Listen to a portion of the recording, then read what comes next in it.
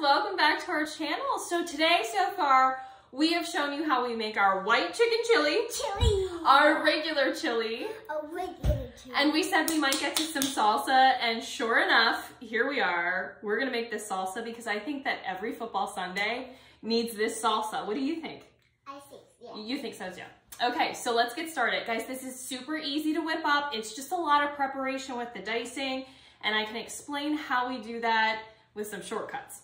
All right, so to get started, I have one large diced onion. Can you dump that into this strainer? So as you can see, I have a strainer over top of a bowl here, and I'm gonna put my onion in there, and then we're also going to stick our garlic in there. We have two cloves of garlic minced. And the trick here, and this is a step that I would recommend you do not skip. I have boiling water here. What I'm gonna do, and I don't want you to touch this, okay, because it's very hot. Why? What I'm going to do is dump this over our garlic and onion. Mom, I see the water. Yeah. And what that's doing is it's bringing out the flavor of the onion and garlic without cooking it. So it's still keeping it raw, but it's bringing out that flavor, and that's what we want for this salsa, okay? Because we want to taste all of that. All right, so just mix that around a little bit, get all the water out of that. Okay. That sounds like lemon juice. Well, it's not lemon juice. I don't know any lemon juice that smells like that, chickie. All right, so then in our big bowl here, I have 4 Roma tomatoes. They're plum tomatoes, and they're just, yep, hang on one second. They're diced up really fine. Now, what I do for my shortcut is I use a Pampered Chef food processor. Mom, I'm gonna go get my spoon from the kitchen. You're gonna go get your spoon? Okay, please be careful. So the Pampered Chef food processor is actually a hand pump processor. And I use that because it still keeps my chunks of my tomato sort of big, and that's how I like them. I like to have like a bigger tomato chunk. Hi guys, I'm back. And a bigger onion chunk. Okay, so we are just, oh, we're using that. Has that been cleaned lately? No. Oh, good. All right. So now we're adding in our onion and garlic. It looks like ketchup with flakes. Okay, you mix that up for me.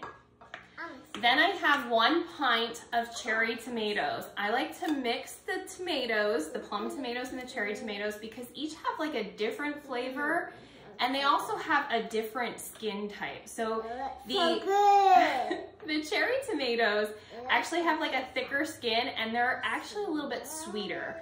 So we want to add that in because that adds that extra kick of flavor. Okay. Then I have our diced pepper. So my recommendation and the flavor I prefer is Serrano peppers. But if you can't find Serrano peppers, because sometimes they're not available, you could just get a regular jalapeno. These, however, are Serrano peppers, and I have 2 of them diced up very finely. If you cannot handle the heat, I recommend putting it or taking it down to 1 Serrano pepper, or maybe like a half of it, because this does get spicy. Okay, so we're gonna add this in, and keep your nose away from there, baby girl, because this is very spicy. What are we making? Here, can you use Mommy's spoon? Why? Since I don't know where this spoon has been. It's been in my kitchen. It's been in your kitchen, and things in your kitchen have been on the floor. Okay, so you're just gonna mix that around. Then I'm going to be adding in a ½ teaspoon of Himalayan pink salt. This is just to start.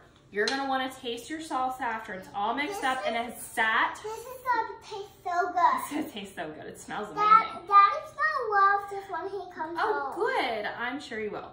All right, so then a ½ teaspoon of black pepper, and we're gonna get that mixed up. And like I said, after it sits for a while, you're gonna wanna taste it with your chips and make sure that you regulate the salt and pepper to your liking. Okay, you're getting out of hand now. You need to be very careful. Okay?